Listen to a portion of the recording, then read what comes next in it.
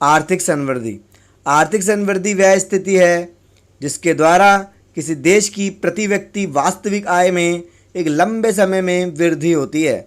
इसमें वृद्धि होने के दो प्रकार हैं, वस्तुओं तथा सेवाओं की कीमतें स्थिर होने पर इनके उत्पादन में वृद्धि होना, और सेकंड है वस्तुओं तथा सेवाओं के उत्पादन स्थिर होने पर इनकी कीमतों का बढ़ना।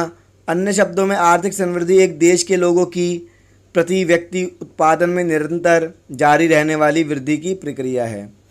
तो इसमें हमने क्या पढ़ा कि आर्थिक समृद्धि कौन सी स्थिति है जिसके द्वारा किसी देश की प्रति व्यक्ति वास्तविक आय में एक लंबे समय वृद्धि होती है, यानी कि जो आय वो कमा रहा था, जितना सामान वो पहले खरीद पा रहा था, अब वो ज़्यादा उसकी इनकम, वास्तविक इनकम ज़्यादा बढ़ गई है। वास्तविक इनकम तब कब बढ़ती है? जब महंगाई कम हो जाती है। जब महंगाई कम होगी तो किसी भी व्यक्ति की वास्तविक आय ज़्यादा बढ़ जाएगी, जिससे वो ज़्यादा चीज़ें खरीद पाएगा।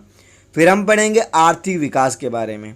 आर्थिक विकास वह प्रक्रिया है जिसके फलस्वरूप प्रति व्यक्ति आय में वृद्धि के साथ साथ आय तथा धन की असमानता, निर्धनता, निरक्षरता तथा बीमारी में कमी होती है। तो आर्थिक विकास की प्रक्रिया क्या है? जिसके फलस्वरूप क्या होता है? प्रति व्यक्ति आय में वृद्धि होती है, साथ साथ आय में भी वृद्धि होती है। आय में और धन में की असमानता, निर्धनता, निरक्षरता तथा बीमारी में कमी होती नजर आती है। तो कुल मिला के बात क्या है कि आर्थिक विकास का मतलब क्या है? व्यक्ति की आय में वृद्धि होना और निर्धनता, निरक्षरता, बीमारी की जैसी स्थिति में कमी का होना। इसके द्वारा देश के लोगों का जीवन स्तर ऊंचा उठाने के लिए उचित कदम उठाए जाते हैं। अब सरकार ऐसे कदम को उठाती है जिससे देश का विकास हो जाए। अन्य शब्दों में आर्थिक विकास से अभिप्राय आर्थिक कल्याण में होने वाली वृद्धि से है। आर्थिक विकास से क्या अभिप्राय है? आर्थिक कल्याण में वृद्धि होने से ही है आर्थिक विकास का मतलब। अब हम आर्थिक विकास और आर्थिक समृद्धि के बीच में अंतर को जानेंगे। आर्थिक समृद्धि के बारे में पहले लिख लेते हैं हम, या इसमें है पहला पॉइंट, किसी देश के प्रति व्यक्ति सकल घरेलू उत्पाद में वृद्धि आर्थिक समृद्धि कहलाती है। और सेकंड पॉइंट है आर्थिक समृद्धि केवल उत्पादित वस्तुओं एवं सेवाओं का परिणाम बताती है। तीसरा है सकल घरेलू उत्पाद यानी कि जीडीपी किसी देश के वस्तुओं व सेवाओं का मौद्रिक मूल्य माना जाता है। फोर्थ पॉइंट है इसका प्रयोग विकसित देशों के लिए किया जाता है। तो आर्थिक समृद्धि के 4 पॉइंट हैं। इसमें मेन पॉइंट इसमें दिखाई दे रहा है कि विकसित देशों के लिए आर्थिक समृद्धि की जाती है। प्रयोग कौन करते हैं आर्थिक समृद्धि का? विकसित देश। और हमने क्या पढ़ा? किसी देश के प्रति व्यक्ति सकल घरेलू उत्पाद में वृद्धि होना आर्थिक समृद्धि कहलाएगी। प्रति व्यक्ति सकल घरेलू उत्पाद में वृद्धि होना आर्थिक समृद्धि कहलाती है। और उत्पादित वस्तुओं सेवाओं का परिणाम भी बताती है आर्थिक समृद्धि। क्या बताती है? उत्पादित वस्तुओं एवं सेवाओं का परिणाम बताती है। सकल घरेलू उत्पाद किसी देश की वस्तुओं सेवाओं का मौद्रिक मूल्य भी माना जाता है। फिर है आर्थिक विकास के बारे में पढ़ते हैं हम। पहला पॉइंट है जो वृद्धि देशों, क्षेत्रों या व्यक्तियों में देखी जाती है उसे आर्थिक विकास की संज्ञा दी जाती है।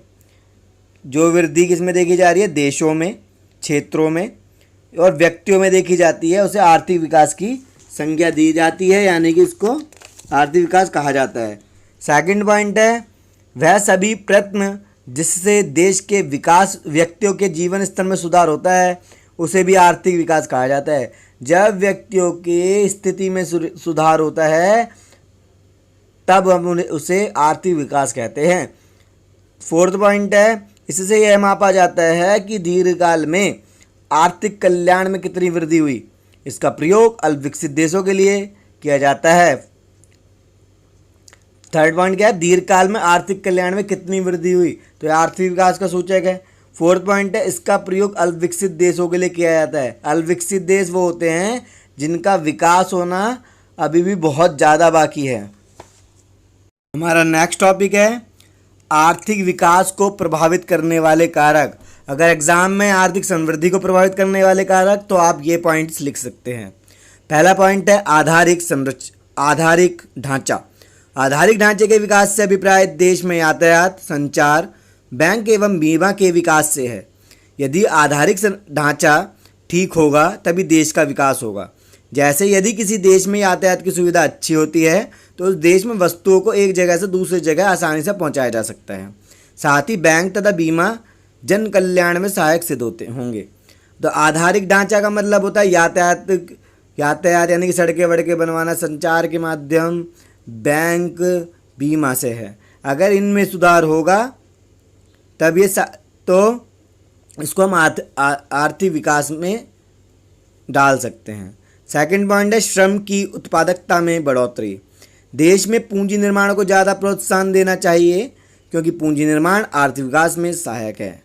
पूंजी निर्माण करने से श्रम की उत्पादकता में वृद्धि होगी, साथ ही बेरोजगारों को रोजगार उपलब्ध हो जाता है। साथ ही श्रम की उत्पादकता में वृद्धि देश में सकल घरेलू उत्पाद को बढ़ाने में सहायक सिद्ध होती है, जिससे पूंजी निर्माण में वृद्धि होगी और देश में लोगों की आर्थिक स्थिति अच्छी होगी। और अगर श्रम की उत्पादकता में वृद्धि होती है, ज़्यादा लेबर्स होते हैं तो सकल घरेलू उत्पाद बढ़ जाता है, यानी कि देश का प्रोडक्शन, देश का उत्पादन बढ़ जाता है। हमारा तीसरा पॉइंट है प्राकृतिक संसाधन। आर्थिक विकास के लिए प्राकृतिक संसाधन अधिक उपयोगी है। यदि किसी देश के पास प्राकृतिक संसाधन की बहुतायत हो तो वह देश अपनी कार्यशक्ति द्वारा विकसित हो सकता है और ना होने पर अविकसित भी हो सकता है। इसका मतलब ये है कि अगर किसी देश के पास प्राकृतिक संसाधन उपलब्ध है, अगर वो उसको प्रयोग करेगा तो वो विकसित हो सकता है। अगर वो उन संसाधनों का प्रयोग नहीं करता तो अल्प विकसित में भी जा सकता है। इसलिए अधिक से अधिक देश अपने को विकसित कर बनाने हेतु प्राकृतिक संसाधनों का शोधन करने के लिए लगे रहते हैं। इसलिए लोग क्या करते हैं, हर देश की सरकार क्या करती है, उसका प्रयोग करने लग जाती है प्राकृतिक संसाधनों का। जैसे कि मेन प्राकृतिक संसाधनों में आता है पेड़, कोयला, ये सारी चीज़ें। तो ये जब इनका प्रयोग होता है तब ये और ज़्यादा विकसित हो जाते हैं, क्योंकि यही एक ऐसी स्थिति है जिसके परिणाम स्वरूप कोई भी देश अपने को एक अच्छी आर्थिक स्थिति प्राप्त कर सकता है और जिसके कारण लोग एक अच्छा जीवन व्यतीत कर सकते हैं। जब प्राकृतिक संसाधनों का प्रयोग किया जाएगा तब देश का विकास जल्दी से जल्दी होगा और लोग अपना अच्छा जीवन स्तर जी सकेंगे। फोर्थ पॉइंट है तकनीकी विकास। यदि कोई देश नई मशीनों का उपयोग करता है तो विकास की ओर अग्रसर होगा और यदि कोई देश पुरानी तकनीकों का उपयोग करता है तो उस देश को विकास बड़ी कठिनाई द्वारा होगा। इसलिए अधिकतर देश नई नई तकनीकों का प्रयोग करने के लिए तत्पर रहते हैं ताकि वह उन नई तकनीकों का प्रयोग करके वस्तुओं तथा उत्पादन बढ़ाकर उचित लाभ कमा सके, साथ ही श्रम तथा समय बचा सकें। हर कोई देश चाहता है अच्छी से अच्छी टेक्निक आ जाए, यानी कि तकनीक आ जाए, जिससे वो ज़्यादा से ज़्यादा वस्तुओं का उत्पादन कर सके। जब ज़्यादा से ज़्यादा वस्तुओं का उत्पादन होगा तब उनको ज़्यादा